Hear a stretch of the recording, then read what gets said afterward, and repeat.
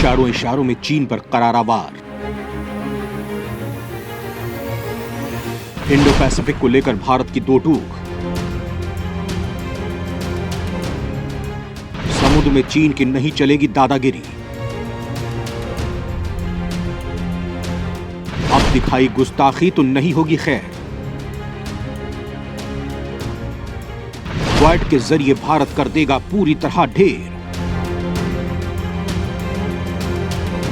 दोस्तों, समुद्र में पैर फैलाते ड्रैगन को भारत ने चेता दिया है कि उसकी ऐसी गुस्ताखी हिंदुस्तान को कतई बर्दाश्त नहीं है। भारत अब उसे बख्शने के मूड में नहीं है। विदेश मंत्री ने चीन की धरती पर उसे संदेश सुनाया है। उसे बता दिया है कि भारत ने उसकी हैकड़ी निकालने का पूरा इंतजाम कर लिया है, जिससे चीन की हवा टाइट हो गई है। क्वेड से तो उसके दिमाग की बत्ती वैसे ही जली रहती है और अब विदेश मंत्री की दो टूक ने उसकी खाट खड़ी कर दी है। दोस्तों, दुनिया जानती है कि ब्लू नीति को लेकर चीन की मंशा क्या है, इसीलिए दुनिया के ज्यादातर देश चीन पर शिकंजा कसने में जुटे हैं। दोस्तों, दरअसल दुनिया को अपने काबू करने के मंसूबे पाला चीन लगातार समुद्री क्षेत्रों में अपने पैर पसार रहा है। नौसेना के मामले में चीन अमेरिका से आगे निकल गया है। साथ ही वो अब भारत के पड़ोसी देश म्यांमार, श्रीलंका और पाकिस्तान को कंट्रोल करने लगा है। इसके अलावा उसकी नजर पूर्वी अफ्रीकी देश जिबूती के बाद पश्चिमी अफ्रीकी देश सेनेगल पर भी है। यहाँ वो सेनेगल नौसेना के लिए एक बंदरगाह बनाने पर विचार कर रहा है। पोर्ट इंफ्रास्ट्रक्चर को बनाने और देश से दूसरे नौसेना के ठिकानों के अवसर तलाशने की कोशिश में भी चीन की विस्तारवादी सोच नजर आती है। खासकर हिंद महासागर को लेकर इस देश की चर्चा ज्यादा होती है। यहाँ वो म्यांमार, श्रीलंका और पाकिस्तान के व्यापारिक बंदरगाहों में निवेश करता है और उन्हें अपने सैन्य हित के लिए भी इस्तेमाल करने से पीछे नहीं हटता। चीन कई तरह से अपनी विस्तारवादी नीति को बढ़ा रहा है। चीन की आक्रामक नीतियों के कारण एशिया में जारी तनाव के बीच भारत ने इंडो पैसिफिक को लेकर अपनी सोच साफ की है। भारतीय विदेश मंत्री एस जयशंकर ने दुनिया को बताया है कि नई दिल्ली आखिर इंडो पैसिफिक को कैसे देखना चाहती है। भारत के इस रुख को जानने के बाद चीन की नींद उड़ गई है। आखिर विदेश मंत्री एस जयशंकर ने ऐसा क्या कह दिया है जो चीन के पैरों तले जमीन खिसक गई है? आज के इस वीडियो में मैं आपको बताऊंगा, लेकिन ये सब जानने के लिए आपको मेरे साथ बने रहना होगा और ये वीडियो पूरा देखना होगा। भारत की हिंद प्रशांत नीति कितनी समावेशी, कितनी सफल। दोस्तों, हिंद और प्रशांत महासागर से लगे हुए चार लोकतंत्र जिनकी सोच एक जैसी मानी जाती है, जो साथ साथ आगे बढ़ सकते हैं, एक भू राजनीतिक इलाके का निर्माण करते हैं जिसे इंडो पैसिफिक कहते हैं। इसमें अमेरिका, जापान, भारत और ऑस्ट्रेलिया शामिल है।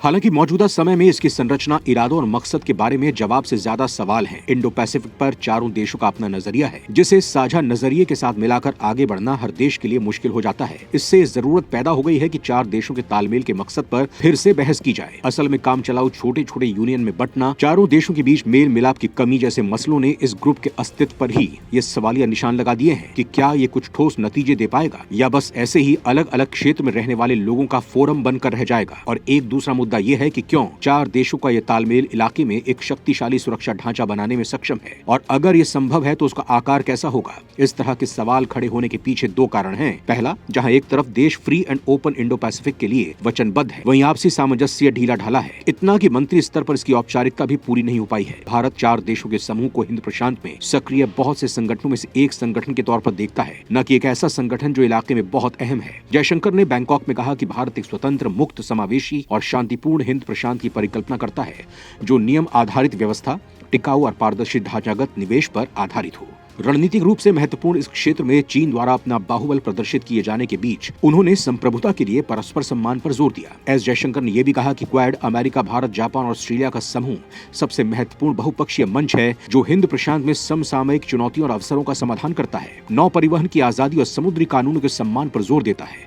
उससे न सिर्फ इसका एक अलग मुकाम बना है, बल्कि चार देशों के समूह के केंद्रीय विचार से भी ये मेल खाता है। भारत की हिंद प्रशांत रणनीति महज चार देशों के समूह का नेतृत्व नहीं मानती, बल्कि राजनीतिक स्वायत्तता कायम रखते हुए रूस के साथ भी अपने विकल्प खुले रखना चाहती है। लेकिन दोस्तों, चीन इसमें सबसे बड़ा रोड़ा है, क्योंकि इसकी भूख जमीन के साथ साथ समुद्र में भी बढ़ती जा रही है। चीन की समुद्र में बढ़ रही भूख, चीन के रुख से दुनिया के देशों की बढ़ी चिंता। दोस्तों, हिंद प्रशांत में भारत स्वायत्तता और सामंजस्य के बीच एक तालमेल बनाना चाहता है, लेकिन चीन इसमें एक बड़ा रोड़ा है, क्योंकि वो अब समुद्री इलाकों में भी अपना वर्चस्व कायम करना चाहता है। चीन भारत को हर तरफ से घेरना चाहता है। इसीलिए लक्षद्वीप से मात्र 600 किलोमीटर की दूरी पर चीन एक कृत्रिम द्वीप का निर्माण कर रहा है। ये चीन का एक पुराना विस्तारवादी तरीका है, जिसमें समुद्र के बीच में मलबा भरकर कृत्रिम द्वीप बनाता है और अपनी सीमा का विस्तार करता है। इसके पहले भी चीन इस तरह की हरकतें कर चुका है। चीन की नीति हमेशा से विस्तारवादी रही है। जमीन तो एक तरफ छोड़िए, उस समुद्र को भी नहीं छोड़ता।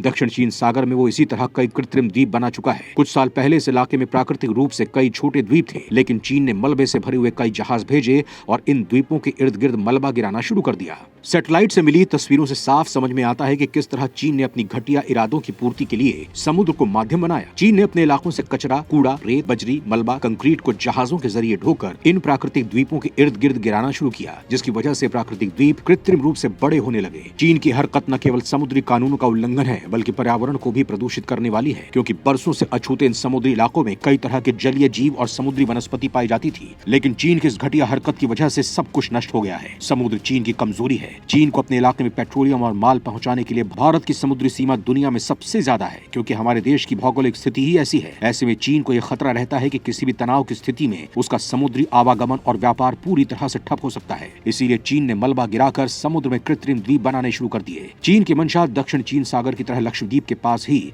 अपना सैन्य अड्डा बनाने की है। चीन की ये विस्तारवादी नीति भारत के लिए खतरनाक है। मालदीव के पास कृत्रिम द्वीप बनाने से भारत की समुद्री सुरक्षा खतरे में पड़ सकती है। चीन भारत से 684 किलोमीटर की दूरी पर एक कृत्रिम द्वीप तैयार कर रहा है। चीन का इस इलाके में कोई भी वैधानिक अधिकार नहीं है। ये इलाका मालदीव का है, जिन्हें चीन ने मालदीव के पूर्व राष्ट्रपति अब्दुल्ला यामीन के कार्यकाल के दौरान 2016 में $4 मिलियन में लीज पर हासिल किया था। लेकिन वो यहाँ पर किसी तरह का स्थायी निर्माण नहीं कर सकता। लेकिन मालदीव चीन के कर्ज के नीचे दबा हुआ है। वो चीन की करतूतों का विरोध नहीं कर पा रहा है। ऐसे में भारत सरकार को उचित कदम उठाकर चीन को काबू में लाना पड़ेगा। भारत ने इसीलिए क्वाड का गठन कराया है।